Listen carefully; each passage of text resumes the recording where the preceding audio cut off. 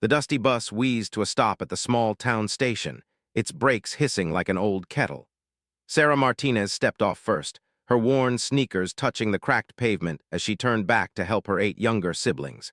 At 12 years old, she had become the unofficial mother to her brothers and sisters since their real mother had fallen into the grip of addiction 3 years ago. "Stay close," Sarah whispered to 6-year-old, who clutched a torn teddy bear with one eye missing. Behind him came the twins, and both 4 years old and holding hands so tightly their knuckles had turned white. 8-year-old carried baby, who was barely 10 months old and needed a diaper change that Sarah couldn't afford to buy. The other children, Maria and Sophia, ranged between 2 and 9 years old, each one looking smaller and more frightened than Sarah felt comfortable admitting. Martinez stumbled off the bus last, her hollow eyes scanning the unfamiliar town. Her dark hair, once thick and beautiful, now hung in greasy strands around her gaunt face. The social worker had given them bus tickets to Texas after their latest eviction from the cramped apartment in Houston. Had promised the children they would find a place to stay, but Sarah could see the desperation in her mother's movements, the way her hands shook as she counted and recounted the few crumpled bills in her purse. "Mama, where are we going to sleep tonight?"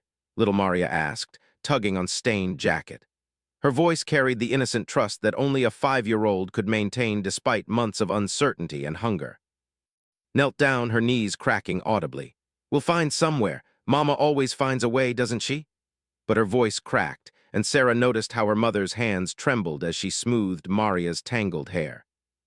The bus station was nothing more than a covered bench and a small wooden sign. Beyond it stretched Main Street, lined with weathered storefronts and pickup trucks that had seen better decades.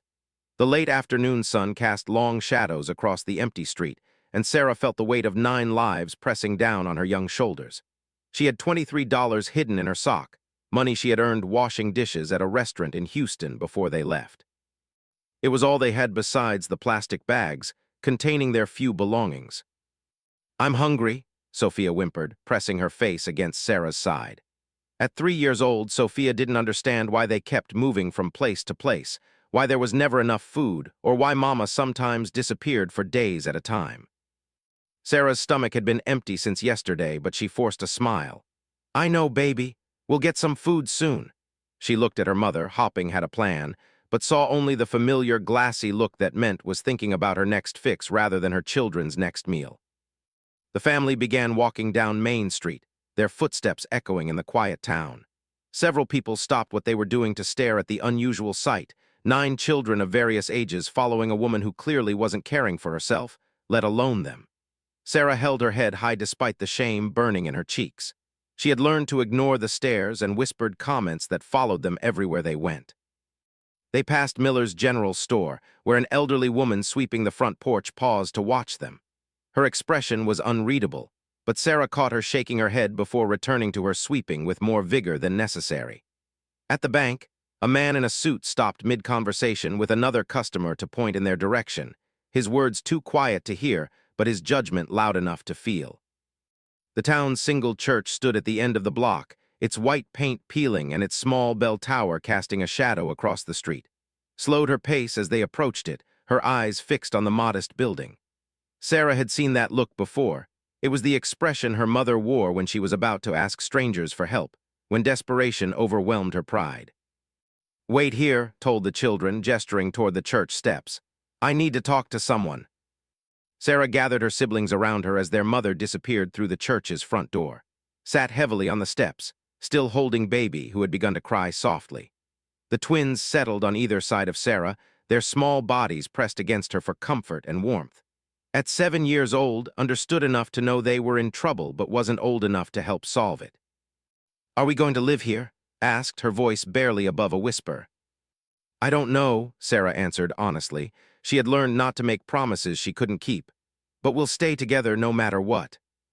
20 minutes passed before emerged from the church, her face flushed with embarrassment and fresh tears. Behind her walked Pastor Williams, a middle-aged man with kind eyes and calloused hands that spoke of a life spent helping others. He approached the children slowly, as if afraid of startling them.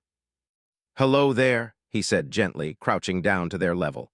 "I'm Pastor Williams. Your mama tells me you folks need a place to stay for the night." Sarah nodded, automatically pulling her siblings closer. She had learned to be wary of adult promises, even from people who seemed kind. Pastor Williams's expression grew troubled as he studied the family. Babies' cries had grown louder, and the older children were clearly exhausted from their journey. The church doesn't have much space, but we have a small room behind the sanctuary. There's no bed, just some old cushions and blankets, but it's warm and dry. We can pay, said quickly, though Sarah knew they couldn't afford to pay for anything. No need to worry about that right now, Pastor Williams replied. Let's get these children inside and figure out what comes next. As they followed him into the church, Sarah felt a mixture of relief and apprehension. She had learned that kindness from strangers often came with conditions, and she wondered what price they would be expected to pay for this temporary shelter. The church smelled of old wood and candle wax, and their footsteps echoed in the empty sanctuary as Pastor Williams led them to a small room behind the altar. There's a bathroom through that door, he said, pointing to a narrow hallway. And I'll bring some sandwiches from the kitchen, nothing fancy, but it'll fill your bellies. Sat down heavily on one of the old cushions, her head in her hands. Sarah could see her mother fighting the internal battle between gratitude and the craving that never left her alone. It was a fight had been losing more often lately, and Sarah feared what would happen if their mother disappeared again while they were stranded in this unfamiliar town. Thank you, Sarah said to Pastor Williams, her voice mature beyond her years. We really appreciate your help. The pastor studied her for a moment, and Sarah saw something flicker in his eyes, recognition, perhaps, of the burden she carried. You're welcome, young lady. You seem to take good care of your family. As Pastor Williams left to gather food for them, Sarah began settling her siblings for the night. She helped change diaper with supplies the pastor had found, used church napkins to wipe the twins' dirty faces, and made sure each child had a place to lie down on the cushions. The room was small and cramped with all 9 children, but it was better than the bus station bench they had been facing. Sarah called softly from her corner, "Come here." Sarah approached her mother cautiously. Eyes were clearer now, focused in a way they hadn't been for weeks. "I know I haven't been the mama you needed," whispered, her voice thick with shame and regret. "I know you've been taking care of everyone, and that's not fair to you. You should be playing with dolls and worrying about school, not changing diapers and finding food." Sarah felt tears prick her eyes, but she blinked them away. "It's okay, Mama. We're family. We take care of each other." Reached out and touched Sarah's cheek. "You're too young to understand this now, but sometimes life gets so hard that people make terrible choices. I never meant for things to get this bad. I never meant to put you in this position." "I know, Mamas." "Promise me something," said, gripping Sarah's hand. "Promise me that no matter what happens, you'll keep the family together. Don't let them split you up. You're all stronger together than apart." Sarah felt a chill run down her spine at her mother's words. "What do you mean, no matter what happens?" But had already turned away, her moment of clarity fading as quickly as it had come. Sarah watched her mother's face return to the distant expression that had become so familiar, and she knew with a sinking heart that was already thinking about where she might find her next fix in this small town. Pastor Williams returned with sandwiches and milk, and the children ate hungrily. Sarah made sure each of her siblings got enough before taking a few bites herself. As the night wore on and her brothers and sisters settled into sleep, she remained awake, watching over them and wondering what tomorrow would bring. Through the small window, she could see the lights of the town beginning to go out one by one, and she felt more alone than ever despite being surrounded by her family. She thought about words, about keeping them all together, and made a silent promise to herself and to her sleeping siblings. Whatever happened, she would find a way to protect them. She was only 12 years old, but she had already learned that sometimes children had to become adults before they were ready. As she finally closed her eyes, Sarah held tight to the hope that somewhere in this small town, there might be someone who would help them find a real home. Sarah woke before dawn to find her mother's cushion empty. Had disappeared sometime during the night, leaving behind only the faint smell of cigarettes and desperation. Sarah's heart hammered in her chest as she quietly checked the bathroom and then the sanctuary, hopping against hope that had just stepped outside for air. But deep down, she knew the truth. Her mother had gone looking for drugs, abandoning her children once again in a strange town where they knew no one. Baby stirred in arms, his soft cries gradually waking the other children. Sarah quickly moved to comfort him before his cries could wake the entire church. She found a bottle in their meager supplies and tried to feed him with the last of the powdered formula they had brought from Houston. "Where's Mama?" little Maria asked, rubbing her eyes as she sat up on her cushion. "She went to find us breakfast," Sarah lied smoothly, the words coming easier than they should have. She had become expert at creating hopeful stories to protect her siblings from harsh realities. "She'll be back soon." But hours passed and didn't return. Pastor Williams arrived at the church around 7 in the morning, expecting to find the family preparing to leave. Instead, he discovered 9 children huddled together in the back room, with no adult supervision and no clear plan for what came next. "Where's your mother?" he asked Sarah, his kind eyes filled with concern. Sarah hesitated, knowing that telling the truth might result in the authorities being called and her family being separated. "She went to look for work," she said carefully. "She said she'd be back by noon." Pastor Williams studied her face and seemed to understand more than Sarah had revealed. "I see. Well, let's get you children some breakfast while we wait." He led them to the church kitchen, where he prepared simple but filling meals of oatmeal, toast, and milk. The children ate gratefully, their spirits lifting slightly with warm food in their bellies. Pastor Williams watched them with growing concern, noting how Sarah automatically helped the younger ones, how she made sure everyone else ate before taking food for herself, and how she seemed to carry the weight of responsibility for 8 other lives. Noon came and went with no sign of. The children grew restless and worried despite Sarah's attempts to keep them calm with games and stories. Pastor Williams made several phone calls, speaking in hushed tones that Sarah couldn't quite hear, but that filled her with dread. She knew he was probably calling social services, and the thought of her family being torn apart made her stomach twist with panic. "Sarah," Pastor Williams called her aside in the early afternoon, "I think we need to talk honestly about your situation." "She'll come back," Sarah insisted, though her voice lacked conviction. "Mama always comes back." "I'm sure she loves you all very much," the pastor said gently. "But right now, 9 children can't take care of themselves. I've called Mrs. Henderson from Social Services. She's driving up from the county seat to check on you all." Sarah felt the blood drain from her face. "Please don't let them split us up. We can take care of ourselves. I can take care of everyone." Pastor Williams knelt down to her level, his expression both sad and admiring. "You're an incredibly brave and responsible young lady, Sarah, but you're also just 12 years old. You shouldn't have to carry this burden alone." "We don't have anyone else," Sarah whispered, tears finally spilling down her cheeks. "If they take us away, they'll send us to different homes. The twins will be scared without me. Baby needs special formula, has nightmares. They don't understand that we're a family." "I know, sweetheart, I know." Mrs. Henderson arrived 3 hours later, a tired-looking woman with gray hair and kind but weary eyes. She had been working in social services for 20 years and had seen countless situations like this one. She spent time talking with each child individually, assessing their needs and trying to understand their family dynamic. "The older girl, Sarah, has essentially been parenting these children," she told Pastor Williams quietly while the children played in the sanctuary. "She's remarkably capable, but this situation isn't sustainable. 9 children in the system." She shook her head. "It'll be nearly impossible to place them all together. Most families can't handle that many children at once." "Isn't there anything that can be done?" Pastor Williams asked. "They clearly love each other. Splitting them up seems cruel." "I agree completely, but I have to be realistic. I'll do my best to keep some of the siblings together, but 9 children," Mrs. Henderson sighed heavily. "I'll need to start making calls to see what options we have." As evening approached, still hadn't returned. Mrs. Henderson had managed to secure temporary emergency placement for the children, but it meant splitting them into 3 different homes across 2 counties. The twins and baby would go to one family, the middle children to another, and Sarah and to a third.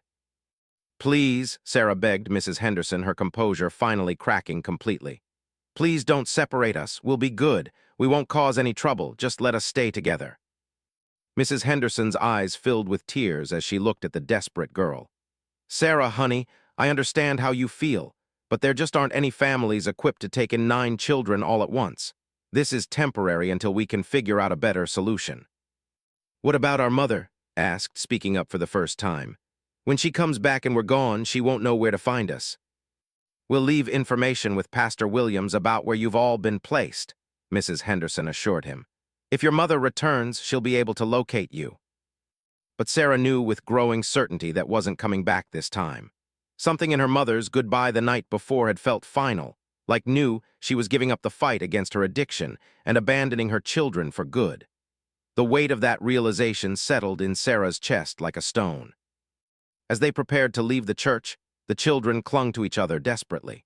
The twins cried inconsolably, not understanding why they were being taken away from Sarah, who had been their primary caregiver for years.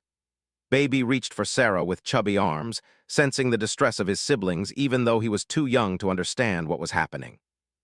"I'll find you," Sarah promised each of them through her tears. "No matter where they take me, I'll find a way back to all of you. We're a family, and families don't give up on each other." At 7 years old, was trying to be brave but couldn't stop the tears from rolling down his cheeks. What if the new people don't like us? What if they send us away too? "They'll love you," Sarah said, forcing strength into her voice she didn't feel. "You're all wonderful, special children. Anyone would be lucky to have you in their family." Maria wrapped her small arms around Sarah's waist. "I don't want to go without you. You're my mama now." Sarah's heart shattered at those words. "I'll always be your big sister, no matter where we are, and sisters always find their way back to each other." As the children were loaded into different cars, Sarah memorized each of their faces, the sound of their voices calling her name, and the way they reached for her even as they were driven away. She and were the last to leave, placed in the car of a temporary foster family who seemed kind but overwhelmed by the sudden addition to their household. "Will we really see them again?" asked quietly as they watched the taillights of his siblings' cars disappear into the darkness. "Yes," Sarah said with more conviction than she felt. "I promise we will." But as they drove through the unfamiliar countryside toward yet another temporary home, Sarah wondered how a 12-year-old girl could possibly keep such a promise. She thought about final request to keep the family together, and felt the weight of her failure settling around her shoulders like a heavy blanket. For the first time since taking on the role of protecting her siblings, Sarah felt truly helpless. The car turned onto a long dirt road leading to a modest farmhouse surrounded by fields that stretched to the horizon. Through the windows, Sarah could see a man and woman standing on the front porch, waiting to meet the two children who would be staying with them temporarily. They looked kind enough, but Sarah had learned not to trust first impressions when it came to adults who promised to take care of them. "Here we are," said the social worker who was driving them. "Mr. and Mrs. have agreed to take care of you and until we can find a more permanent solution." As they approached the house, Sarah made a silent vow to herself. She would be the perfect foster child, helpful, quiet, and no trouble at all. She would earn their trust, learn about the area, and figure out how to locate her siblings. And then, somehow, she would find a way to bring her family back together, even if it meant running away and living on the streets rather than accepting separation. The car came to a stop, and Sarah took a deep breath, preparing to begin the next chapter of her fight to save her family. She had no idea that 50 miles away, at a ranch outside the neighboring town, a man named Jake was having trouble sleeping, his mind troubled by a conversation he'd overheard at the feed store about 9 abandoned children who needed homes. Something about their story had touched him in a way he couldn't quite explain, and he found himself wondering if there might be something he could do to help. Jake sat at his kitchen table at 5 in the morning, nursing his third cup of black coffee and staring at the phone number he had written on a scrap of paper the night before. The number belonged to Mrs. Henderson from Social Services, and Jake had been debating whether to call her since hearing about the 9 Martinez children at Miller's feed store. At 42 years old, Jake had spent the last 15 years building his cattle ranch from nothing into one of the most successful operations in the county. He had never married, never had children of his own, and had grown comfortable with the solitude that came with rural ranch life. His days were filled with caring for livestock, maintaining fences, and managing the vast acreage his father had left him. It was a good life, but lately it had felt increasingly empty. The conversation at the feed store had haunted him. He had been there picking up supplies when old Mr. Miller mentioned the situation to another customer. 9 children, ages 10 months to 12 years, suddenly separated after their mother abandoned them. The youngest ones were crying for their older sister, who had been acting as their caregiver. The social worker was struggling to find permanent homes that could take even 2 or 3 of the children together, let alone all 9. "Shame about those kids," Mr. Miller had said, shaking his head as he rang up Jake's purchase. "That oldest girl fought like a wildcat to keep them together. Broke your heart to see it." Jake had driven home with those words echoing in his mind. That night, he had walked through his empty four-bedroom house, past the guest rooms that hadn't seen visitors in years, and found himself imagining what it would sound like filled with children's voices. The idea should have terrified him. Instead, it filled him with a strange sense of purpose he hadn't felt in years. His ranch foreman, Carlos, arrived for work as Jake was still sitting at the table with his untouched breakfast. "You're up early even for you," Carlos observed, pouring himself a cup of coffee. "Something on your mind, boss?" Carlos had worked for Jake for 8 years and had become more friend than employee. He was one of the few people Jake trusted with personal matters, and Jake found himself explaining the situation with the children and his crazy idea to help them. Carlos listened without interrupting, his weathered face thoughtful. "9 kids," he said finally. "That's a lot of responsibility for a man who's never raised any." "I know it sounds insane," Jake admitted, "but I can't get them out of my head. The oldest girl is 12 and has been taking care of 8 siblings. Can you imagine the strength that takes?" "You got plenty of room here," Carlos acknowledged. "And Lord knows you got the money to provide for them. Question is, are you ready for your quiet life to become chaos?" Jake looked around his pristine kitchen, imagining it filled with the sounds of children eating breakfast, arguing over chores, and sharing stories from school. The image didn't frighten him as much as it should have. "I think maybe I've had enough quiet," he said. At 8 o'clock sharp, Jake dialed Mrs. Henderson's number. She answered on the second ring, her voice already tired despite the early hour. "Mrs. Henderson, this is Jake. I heard about the Martinez children and I'd like to discuss taking them in." There was a long pause. "Mister, I appreciate your concern, but are you aware that there are 9 children involved? The youngest is barely 10 months old, and several of them have special needs related to their traumatic experiences."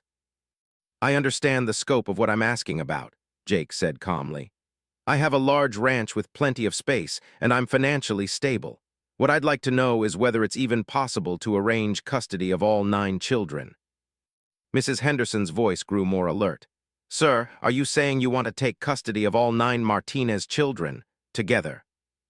"That's exactly what I'm saying." Another long pause. "Mister, I have to be honest with you. In 20 years of social work, I've never had a single person express interest in taking in 9 siblings. It's an enormous commitment. These children have been through significant trauma. They'll need counseling, medical care, educational support, and tremendous patience as they adjust." "I understand," Jake said. "But what I heard is that they love each other and want to stay together. Seems to me that's the most important foundation for any family." Mrs. Henderson's voice warmed slightly. "That's true. Their bond is remarkable.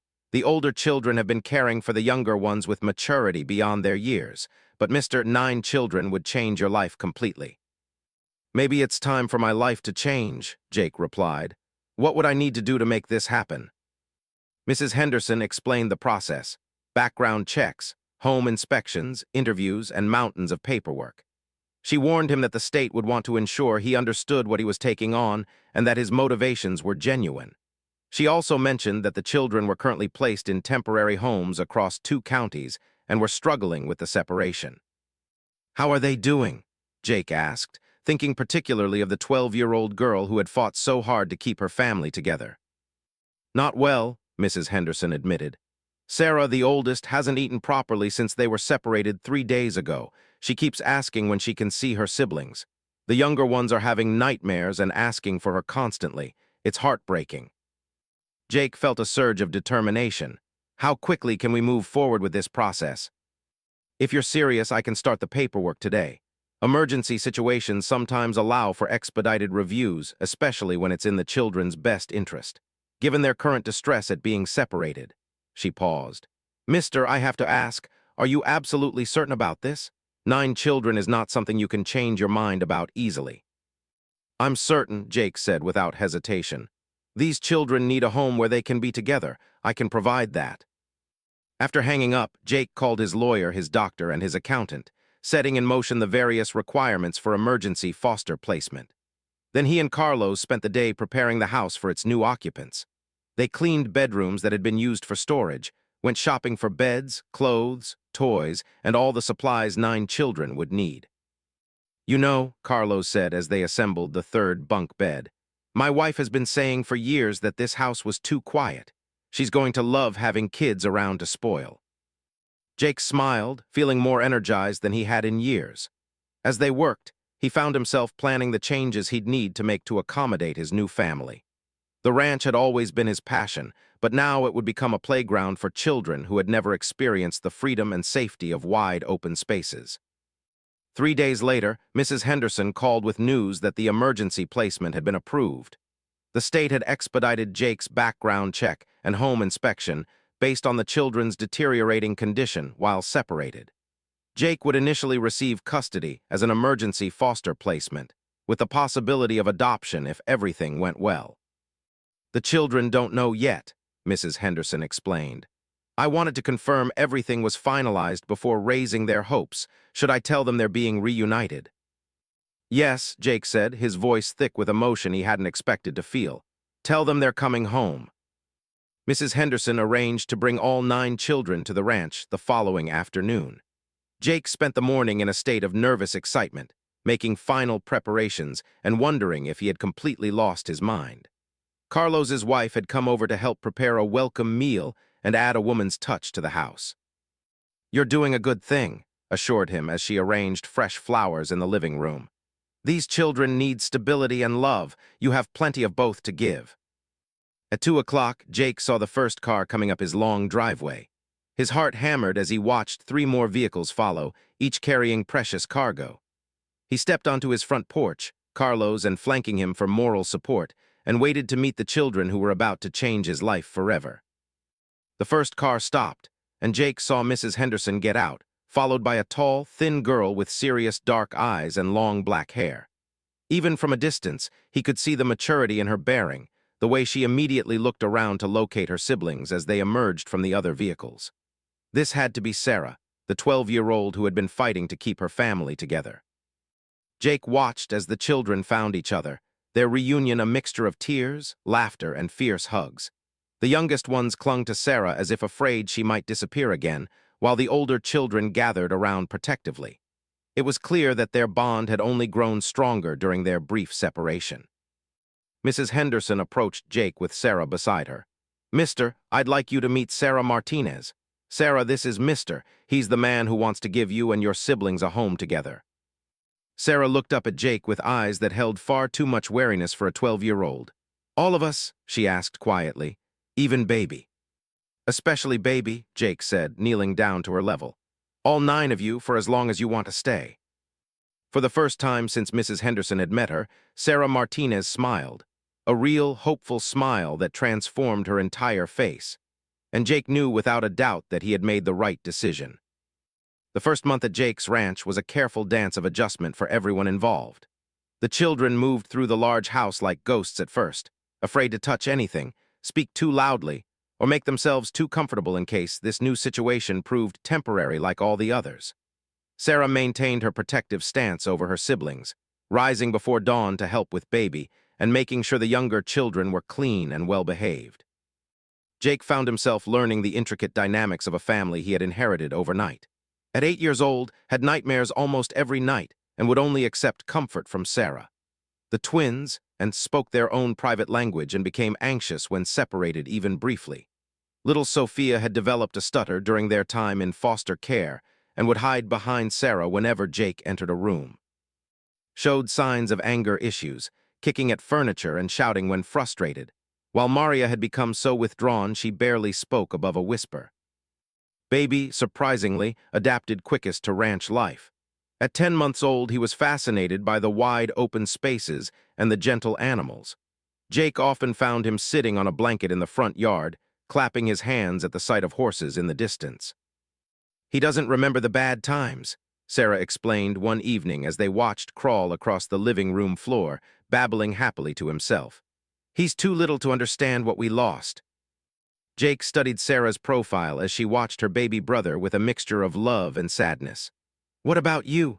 Do you want to talk about what you lost? Sarah was quiet for so long Jake thought she wouldn't answer. Finally, she spoke without looking at him. I lost believing that grown-ups keep their promises. I lost thinking that if I was just good enough, smart enough, helpful enough, everything would be okay. I lost my childhood, I guess, but I gained something too. What did you gain? I learned that family isn't just about blood. It's about people who show up for each other when things get hard. It's about love that doesn't give up, even when everything else falls apart. Jake felt something shift in his chest. This wise, wounded girl was teaching him about family, despite having experienced more abandonment in 12 years than most people faced in a lifetime. The breakthrough came 6 weeks after their arrival. Had been particularly difficult that day, refusing to do his schoolwork and getting into a fight with over a toy truck. When Jake tried to intervene, exploded with rage, screaming that he hated the ranch, hated Jake, and wanted his real mother back. She didn't want us, he shouted, tears streaming down his face. Nobody wants us. You'll send us away too when you get tired of us. Instead of getting angry, Jake sat down on the floor where stood defiantly. You're right, he said quietly. Your mother left you, and that wasn't your fault, and you're right that I didn't know any of you when I agreed to take you in. Sanger faltered, replaced by confusion. But here's what you don't understand yet, Jake continued. I didn't take you in because I felt sorry for you. I took you in because I needed a family as much as you needed a home. This house was empty before you came here. Now it's full of life and laughter and yes, sometimes tears and arguments too. That's what real families do. Wiped his nose on his sleeve. But what if you change your mind? What if you change your mind about me? Jake countered gently. What if you decide you don't like living on a ranch? What if you want to move to the city when you're older? Does that mean I stop caring about you? No, said slowly. Family love doesn't have an expiration date, Jake said. It doesn't depend on perfect behavior or never making mistakes. It just exists whether you want it to or not. From that day forward, the children began to truly settle into ranch life. They developed routines and responsibilities that gave them purpose and belonging. Sarah helped Jake with the younger children's homeschooling, proving to have a natural gift for teaching. Overcame his fear of the horses and began helping Carlos with simple ranch tasks. The twins discovered a love of gardening and spent hours helping plant vegetables behind the house. Jake enrolled the school-age children in the local elementary and middle schools, working with teachers to address their educational gaps and emotional needs. He arranged for counseling for all the children, understanding that healing from their trauma would take time and professional support. The town of gradually embraced the unusual family. Jake's decision to take in 9 children had initially caused gossip and speculation, but the children's obvious happiness and the positive changes in their behavior won over even the skeptics. Local families invited them to birthday parties and community events. The church welcomed them with open arms, and Pastor Williams became a regular visitor to the ranch. I have to admit, Mrs. Henderson told Jake during one of her regular check-in visits, I was concerned about your lack of experience with children, but what you've accomplished here is remarkable. These children are thriving in ways I honestly didn't think possible. Jake watched through the window as his children played in the front yard. Sarah was pushing Baby on a swing Jake had hung from the old oak tree, while the twins chased and in a game of tag. Sophia sat nearby, no longer stuttering when she spoke, reading a picture book to Maria, whose shy smile had become a common sight around the ranch. They're remarkable children, Jake said. They just needed someone to believe in them. What about you? Mrs. Henderson asked. Any regrets about the changes to your life? Jake considered the question seriously. His quiet, orderly existence was gone forever. His house was now filled with the constant noise of children playing, arguing, laughing, and learning. His grocery bills had tripled, his utility costs had doubled, and his free time was non-existent. His personal space belonged to 9 children who climbed on his furniture, left toys everywhere, and required constant attention and guidance. None, he said without hesitation, not a single regret. As spring turned to summer, the children grew more confident in their new life. They began calling Jake Dad naturally without being asked or encouraged. The first time Sophia ran up to him with a scraped knee, crying, "Daddy, it hurts." Jake felt tears spring to his eyes. He had become a father not through biology but through choice, love, and daily commitment. The children thrived academically as well. Sarah tested into advanced classes and showed particular aptitude for mathematics and science, discovered a passion for reading that had been dormant during their unstable years. Even, who had struggled with anger and defiance, began to channel his energy into positive pursuits like helping with the cattle and learning to ride horses. One evening in late July, Jake found Sarah sitting on the front porch after the other children had gone to bed. She was holding a letter that had arrived that morning from their mother.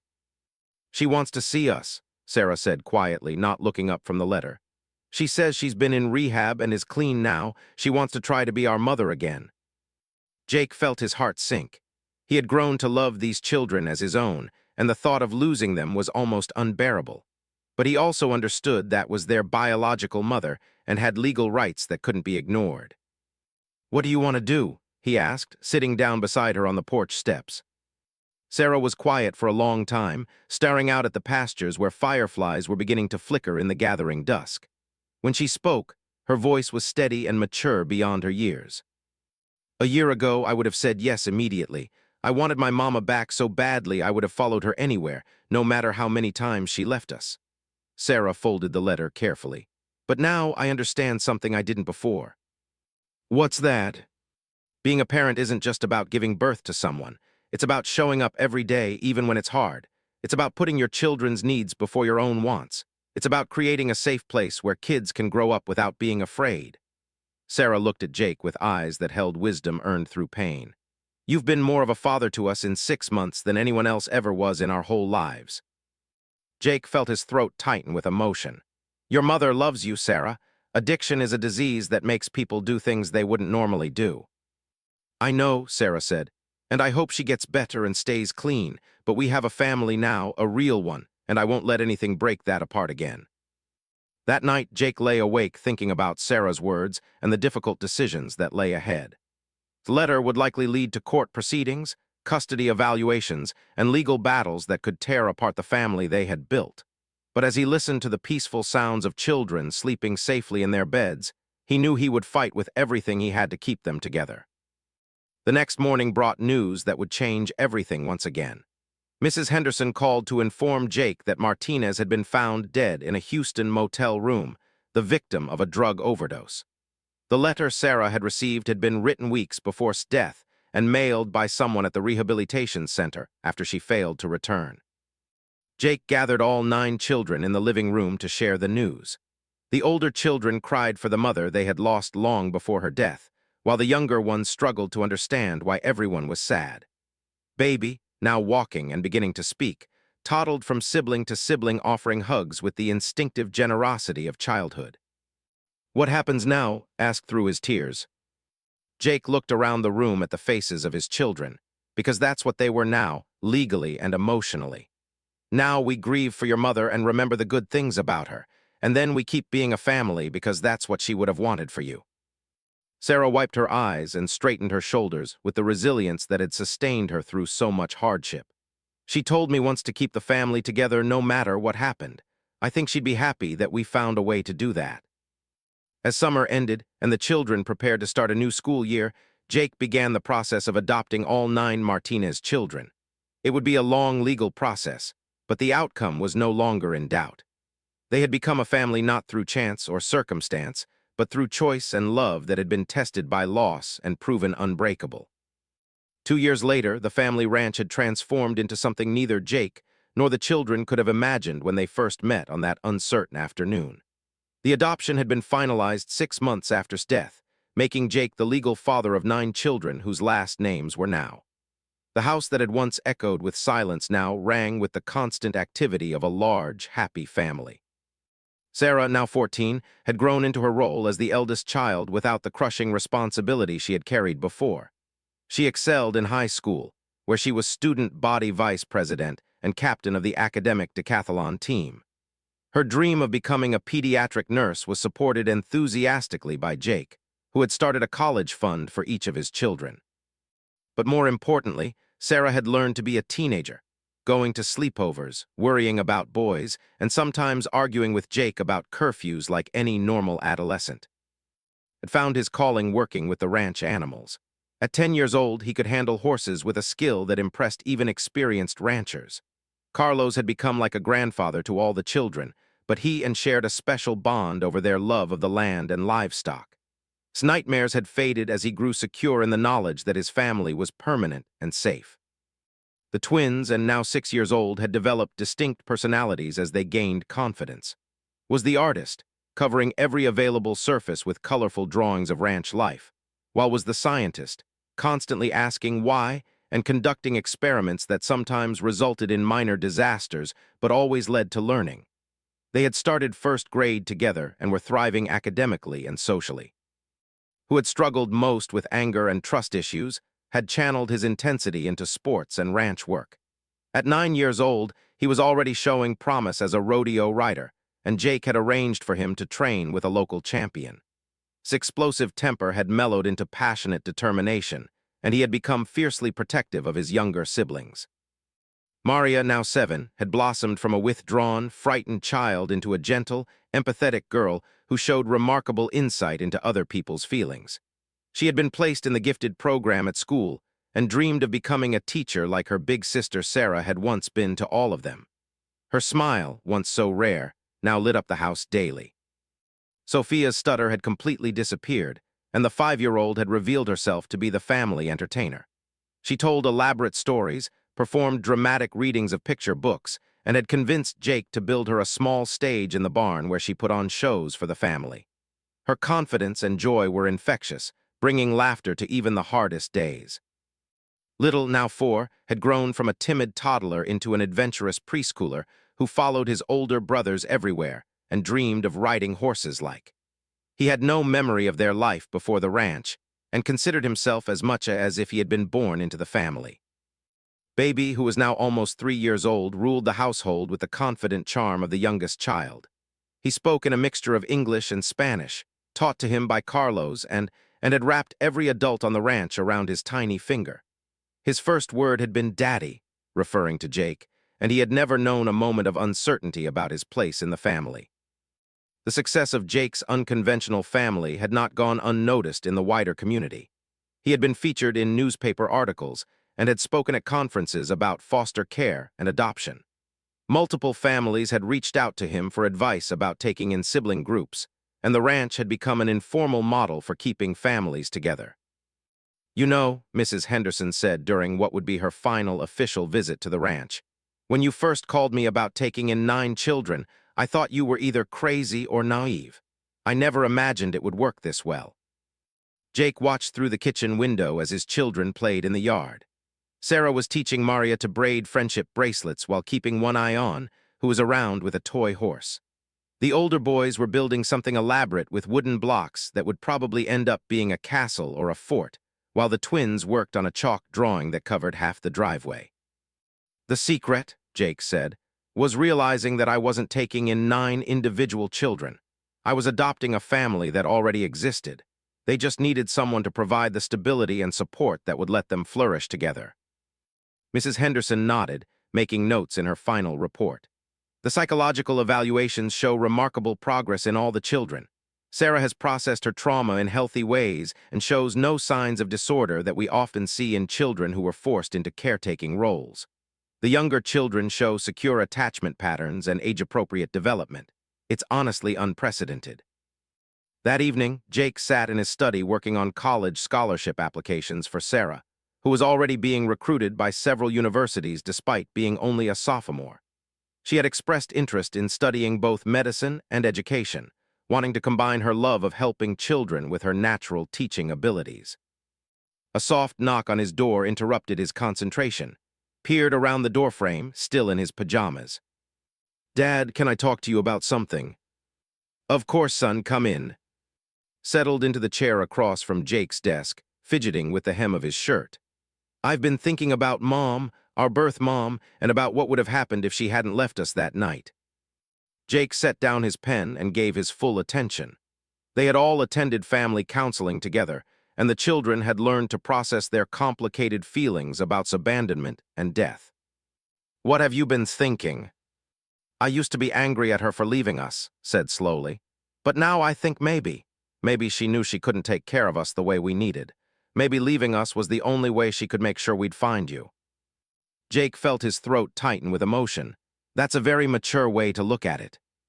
Sarah says that sometimes people do the wrong thing for the right reasons. Maybe Mom knew she was sick and couldn't get better while she was trying to take care of us too." Looked up with eyes that held wisdom beyond his years. "Do you think she would be happy about how we turned out?" "I think," Jake said carefully.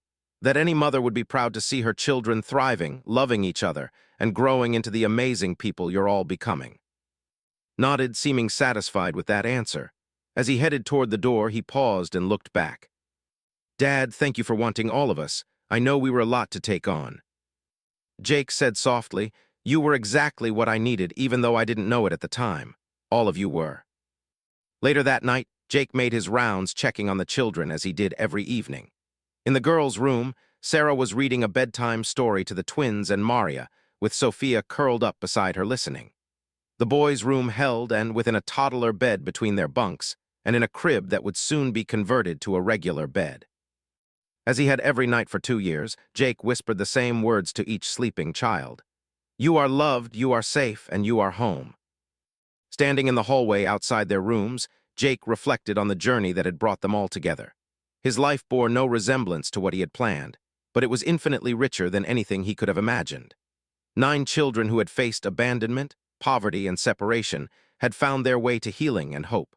A confirmed bachelor who had never expected to be a father had discovered that love rather than divided when it was shared. The following Saturday brought the annual Family Fun Day, and the family arrived in their usual chaotic, joyful style. Jake carried, while the older children ran ahead to claim spots for the various activities. Sarah helped organize the younger ones while immediately headed for the livestock displays with Carlos. Jake called out Pastor Williams, approaching with a broad smile. How's our miracle family doing? Loud, messy, expensive, and wonderful, Jake replied with a grin. Everything a family should be. As the day progressed, Jake found himself surrounded by community members who had watched the transformation of his family with amazement and admiration. Several couples approached him privately to ask about their own desires to adopt or foster children, inspired by the success they had witnessed. The thing people don't realize, Jake told one young couple who was considering adoption, is that love really does multiply. I thought taking in 9 children would mean dividing my attention 9 ways. Instead, I discovered that my capacity for love was unlimited.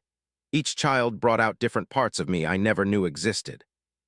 Late that afternoon, as they prepared to head home, Sarah approached Jake with a serious expression. Dad, I've been thinking about something, and I want to talk to you about it. What's on your mind? I want to do something to help other families like ours. Kids who are separated from their siblings, or people who might want to adopt but don't think they can handle multiple children. Sarah's eyes lit up with enthusiasm. What if we started a foundation or program to help keep sibling groups together? Jake looked at his remarkable daughter, the girl who had fought to keep her family together when she was just 12 years old, who had grown into a young woman determined to help others facing the same struggles. I think, he said, pulling her into a hug, that sounds like exactly the kind of legacy this family should build.